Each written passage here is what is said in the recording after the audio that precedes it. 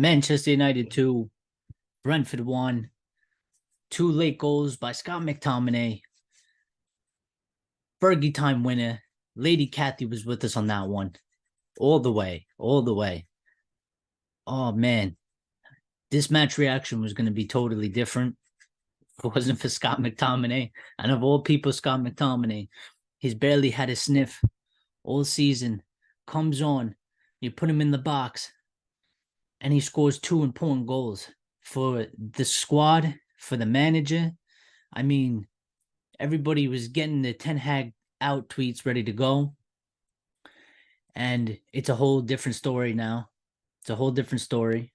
At the end of the result wasn't, the performance wasn't great, but they did something that we kind of been asking for. They showed resilience.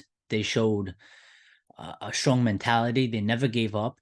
They kept going, and they got the result in the end. And the +3 is all that matters at this moment in time. +3, we need as many +3s as possible. Doesn't matter how we win it at this moment. We need to be getting these wins. Erik Ten Hag needs to be getting these wins. It's crazy. It's crazy.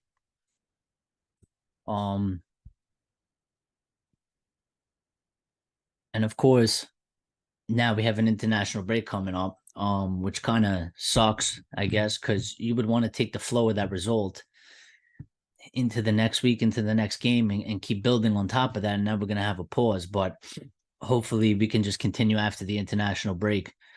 Couple touching points I want to get to. The performance wasn't great. Onana, another mistake, but also, what was Lindelof doing on that? Why is he kicking the ball sideways into the box? You have to clear that shit the hell out of there. They should have never got that opportunity to shoot. Should have been saved. So that's two mistakes on the goal there. And there wasn't a lot of great performances out there. Marcus Rashford, poor. And I think it's to the point where he needs to be dropped. Rashford needs to be dropped, and Garnacho needs to be starting. Garnacho, every time he comes on the pitch, he makes something happen.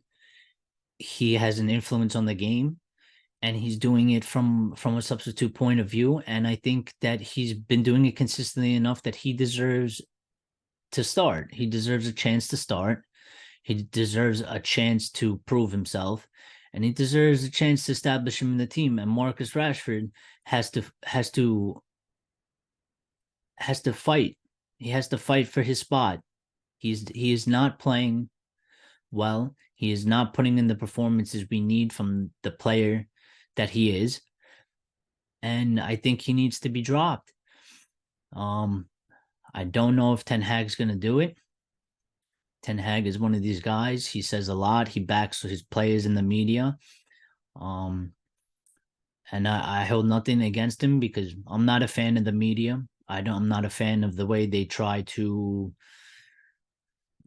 pretend to be your friend, and then they stab you in the back writing dirty articles about you and hoping stuff goes wrong. So when he gives the media these answers, I'm there with half a mind knowing that, these are just answers for the media, and the decisions he makes speaks the true words. Yeah, that's why they have that saying, actions speak louder than words. So we'll see through Ten Hag's actions. Don't listen to the words he says in the media. He doesn't like the media. He never has. If you've seen him at Ajax, if you ever seen him give interviews, he always backs his players.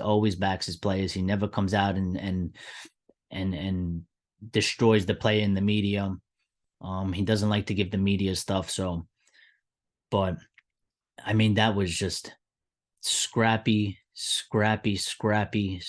But the +3 was so needed. It's I was ready to come on here and just give an absolute destroying rant. I was gonna lose it. I'll give some player ratings. Delo, I give him a 6. He didn't play awful. Never stopped. Kept trying. Maguire got the assist. I give him a 6. I can't blame him for the goal. I think Lindelof gets a 5 for the error. That led up to the goal. Anana gets a 4 for another error just because of the consistency of errors he's making. He needs to do better.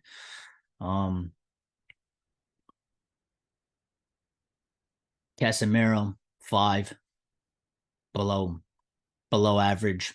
Had to get taken off at halftime. Eriksen 6. I mean, there was a lot of average performances. I think Rashford gets a 4 for me. Didn't do enough. Garnacho, I give him a 6.5. Came on. I mean, he only played a half, or not even a half, but came on, influenced the game. Started to make things happen. I think Bruno Fernandes 5, below his standards. Captain, below his standards, didn't perform. Can always do better. Can influence the game more. To be fair, was out on the right wing again up until late into the second half. So, being played out of position. Yeah, but he's got to do more. For me, when you're the captain, you have to do more. You have to influence the game more. So when he moved into the center, he was better. He was influencing better. That's obviously his best position. He needs to be played there. Hoyland, I give him 6.5. Kid never stopped. Kid never stopped trying. Put in all his effort like he's been doing every game he's played. Had a couple instances where he just couldn't get the turn on the defender, or the space just didn't open up for him. I think he needs to work on his positioning a little bit better. There was a couple times where he was coming out wide, and I was yelling at the TV to get in the box because I knew the ball was coming in there and there was nobody there. He's the guy that has to be there, and he wasn't there because he was coming out wide. So he just needs to work on his position a little bit. Stay in that box, just stay there, and let your teammates get that ball to you in the box, because that's where he's most deadly, and we need him there. We need him there to be in the box to get the ball and to shoot the ball and score those goals, those important goals. What am I missing? I mean, I missed a few, but Johnny Evans 6, but I just want to touch on, before we get out of here, because I want to make this quick. I don't want to make it too long. The future of this squad, of this team, of Erik Ten Hag, still has a lot of question marks over it. This doesn't change that part of the story. The style of play, it's just not working. It needs to be figured out. I don't know if it's because they're lacking confidence. But yeah, we need to start going now. They need to take this win, and they just need to run with this thing. They need to run with it. They need to go on that pitch, and they need to be confident in what they're doing, and they need to take their risks, but they also need to, like the manager would say, they have to follow the rules. They have to do what they're supposed to do on the pitch. They have to do their job correctly. They minimize the mistakes, take care of the ball.